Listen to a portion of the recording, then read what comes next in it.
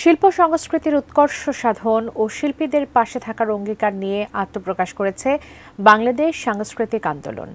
দুপুরে জাতীয় প্রেসক্লাবের আকরাম খাঁ হলে আয়োজিত এক অনুষ্ঠানে আত্মপ্রকাশ করে সংগঠনটি।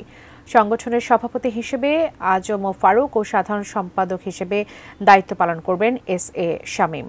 অনুষ্ঠানে বিশেষ অতিথি হিসেবে উপস্থিত ছিলেন ট্যাগর ইউনিভার্সিটি অব ক্রিয়েটিভ আর্টসের বিভাগীয় প্রধান ও সরকারি সঙ্গীত কলেজের বিভাগীয় প্রধান ডক্টর কমল খালিদ এবং বাউল সঙ্গীত শিল্পী কামরুজ্জামান রাব্বি।